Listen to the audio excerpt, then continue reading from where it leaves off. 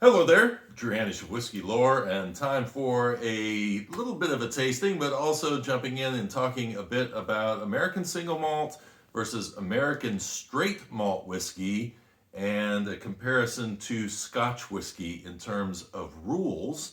And if you want to watch the full video I did on this, I did a whole 30-minute educational video that I put over on Patreon that you'll be able to watch if you want to go check that out at patreon.com/whiskey-lore. Join, it's free. But here we're going to do a little bit of a quicker synopsis of this. And this all came about because I saw an article the other day where a particular Kentucky bourbon writer was talking about how he was so unimpressed with the American single malt category, felt that it was an overpriced category and that we were just making Scotch knockoffs over here. So why the heck should we be doing that? Whereas what he saw as the American version of a malt whiskey being straight malt whiskey that included some corn and some rye or some wheat, Americanizing, basically saying make it, sort of a lighter version of bourbon. Now, I have had a Kentucky straight malt whiskey before. It was from Woodford Reserve, and I will say that I was much more excited going into it than I was coming out of it. Not to say that it was a bad whiskey, but saying that I see the word malt and my mind is going towards sort of a barley heavy, with a lot of personality going into it kind of a whiskey. Whereas I'm reading this writer talking about how bland barley is, that it's creating mediocre spirits, and that the barley can't hold up to a new charred oak barrel and all of these different things. And I'm reading this and I'm wanting to rip the hair out of my head, because the first thing I have to say is if you took away the American single malt category, you're getting rid of McCarthy's, you're getting rid of Stranahan's, you're getting rid of Balcones, Virginia. There's a bunch of distilleries that are making some exceptional American single malts, in my opinion, and you share your thoughts below, because I love to hear your thoughts on this as well. And now I know that I am not speaking to an audience that is a bourbon first necessarily audience. We can tell that through bracketology, because you guys have nominated very few bourbons, which kind of surprised me. I expected to see more than I did. But I know that there is bourbon appreciation here as well. And so, man, to hear this from somebody in the Kentucky bourbon world was kind of painful. And so I wanted to go through this a little bit and talk about, like I say, I break down the three categories in full detail on Patreon, but I'm going to kind of go through the highlights here. Now, I've brought some whiskeys here along with me to kind of demonstrate as I'm going through and doing this. I'm not going to do strict tastings. You can watch up above for links to the full tastings of these, because I've done tastings in the past. But one of them speaks to what this writer was probably getting at, and that is this Jack Daniel's American single malt whiskey here. Now, single malt is a category that has yet to be fully defined. The TTB has had it for 14 months now, since they've been taking recommendations and have done nothing to finish this up in terms of getting this regulation actually on the books. So everything I talk about in terms of American single malt is kind of, this is where we think it's going to go, but the rules may change just a little bit here or there. But one thing that makes American single malt different from Scotch whiskey is that Scotch whiskey can only be made in copper pot stills. And American single malt whiskey at this point could be made in column stills, the traditional American single column with a doubler or thumper. And when you're running whiskey through a column still, it's getting less copper contact, and it is actually not going through the same types of reflux that you get out of a pot still. Basically, the idea that as that steam is starting to rise, and then all of a sudden, if it can't reach that line arm at the top, it falls back down in, and then it processes, keeps hitting that copper as it makes its way back up. And so you see these different shapes on these pot stills. Those shapes help create some of the flavor profile that is going on with that barley. When you're sending it through a copper column still, it's going up. And yes, there is some reflux, but it's not that same type of reflux that is going through nooks and crannies and taking some creative ways to get up to the lime arm. And this does create lighter spirits, heavier spirits, all in the way that that particular pot still is shaped. So that's one of the things that the Americans can do that they can't do over in Scotland because it is against their regulations. Another thing we can do here is that we can age for almost no time at all. Stick it in a barrel and it's out, and you're fine, okay? That works here, does not work there. It has to be in a barrel for 3 years over there. Now, what's interesting is they are mimicking those rules in a way by saying that you don't have to use a new charred oak barrel for American single malt. So this idea that the writer is getting to, that charred oak barrels are too harsh, is kind of, I'm going to dispel that here in a moment anyway, but there's no rule in American single malt that says that you have to use a new charred oak barrel.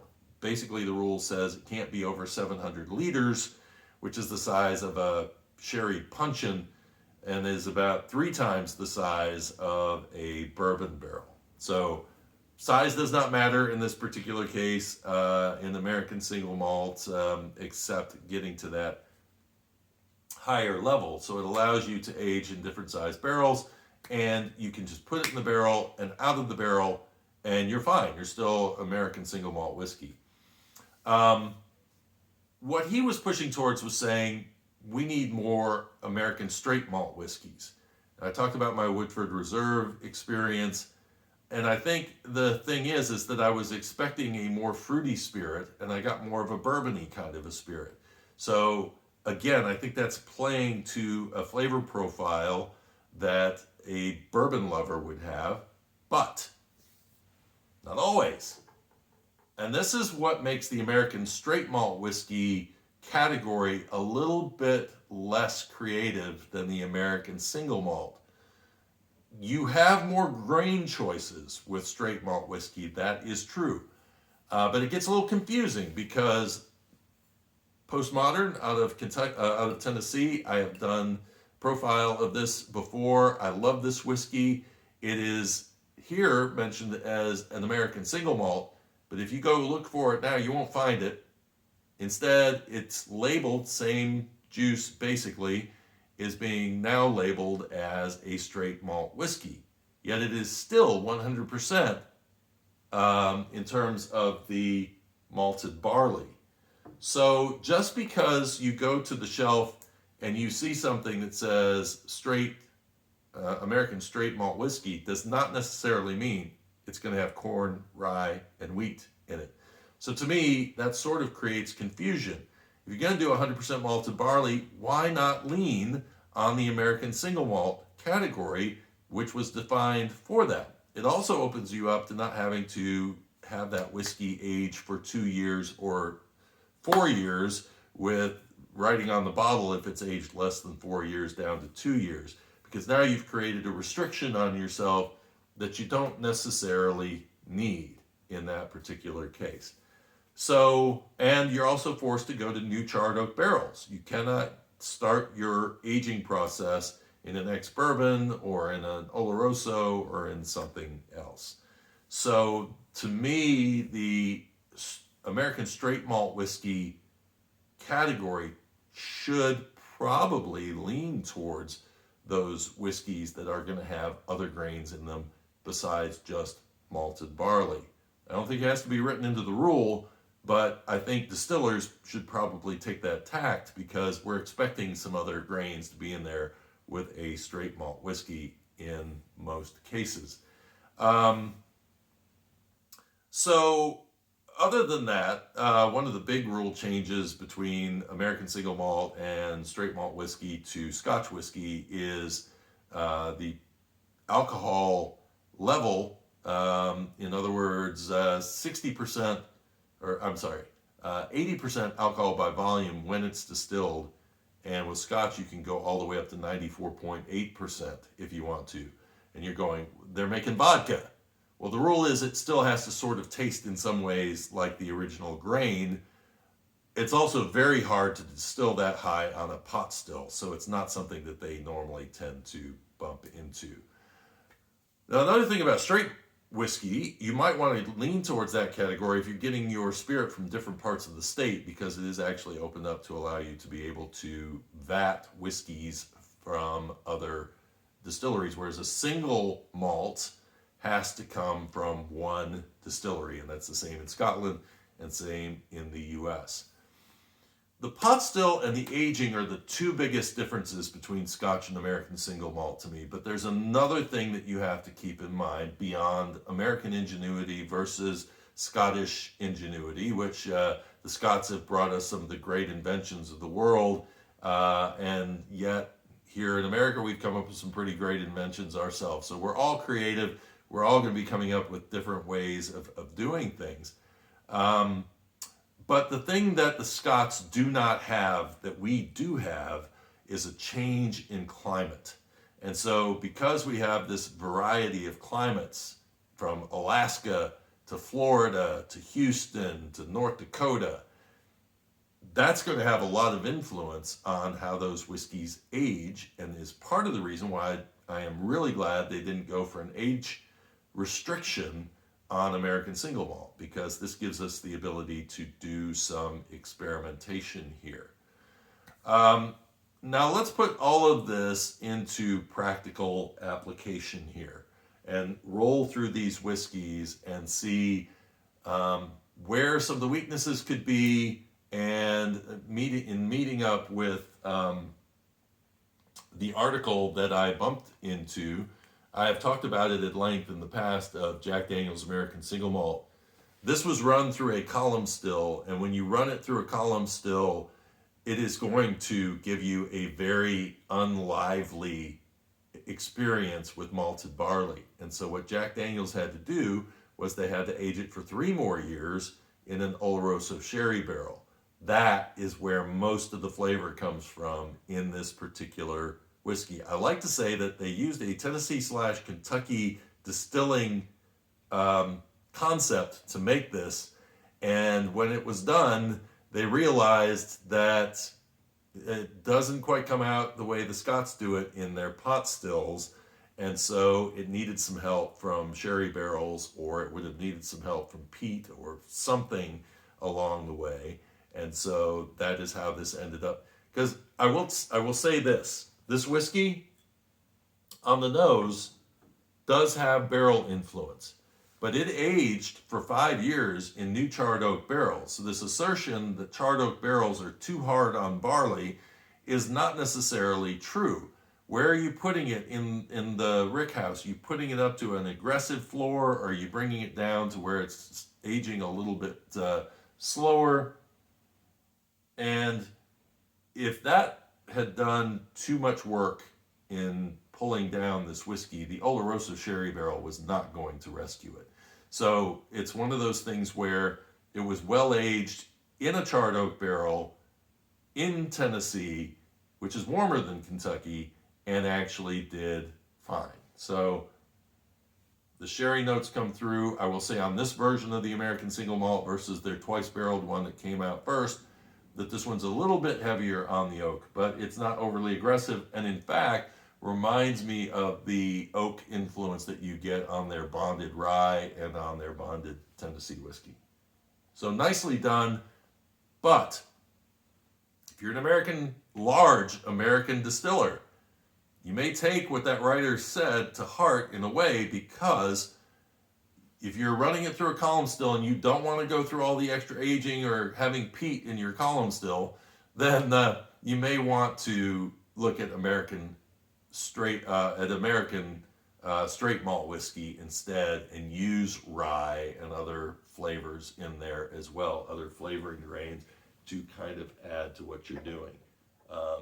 Chattanooga is an example of a distillery that they are making a high barley bourbon, high malt bourbon, and doing really nicely with it. And if you are making a distillate, if you're making the beer that's really good, it can translate over very nicely. And so that's where I think, that's not far from where the American straight malt whiskey category is. And so I think, because they're running it through column stills also, that it can be done. But for the big guys, I think the advice is well heeded, that you might want to avoid the column still unless you're, avoid straight American whiskey instead.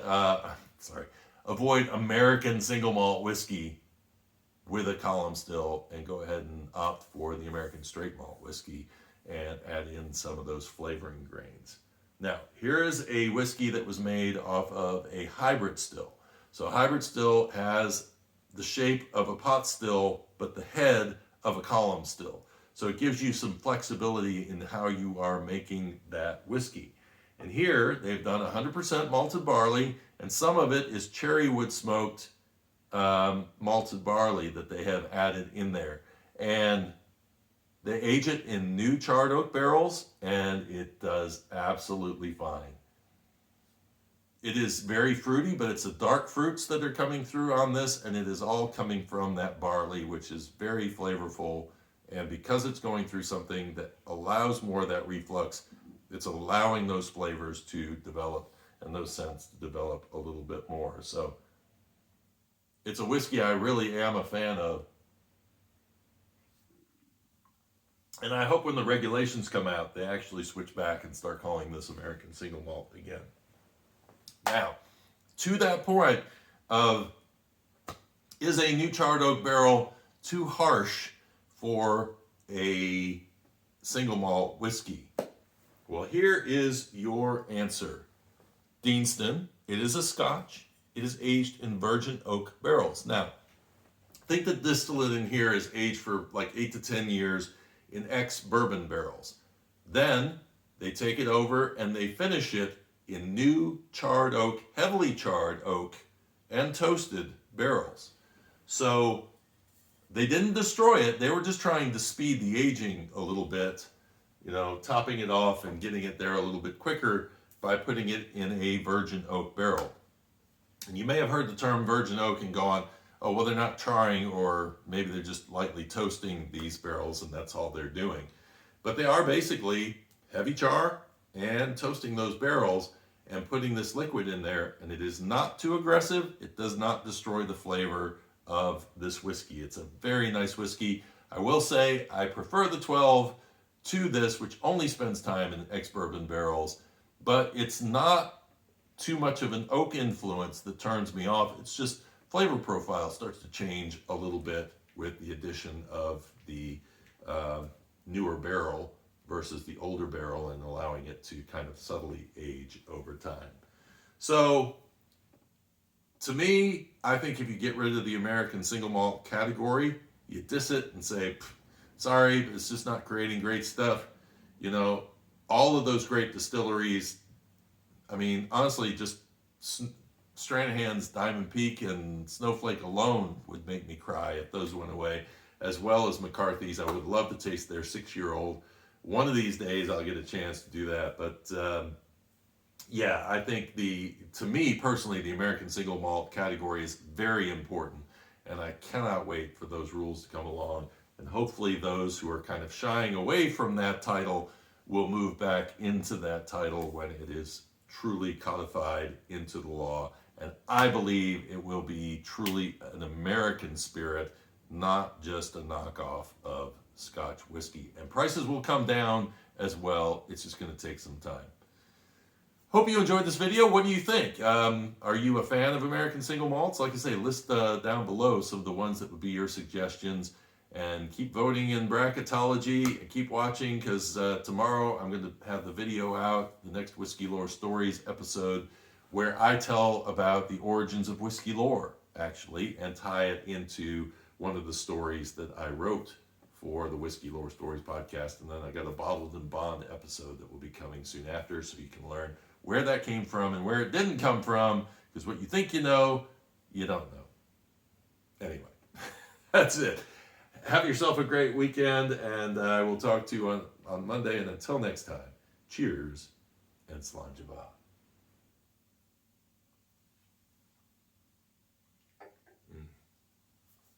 Spices. I only grabbed the Scotch because it was the closest to me. Being lazy today.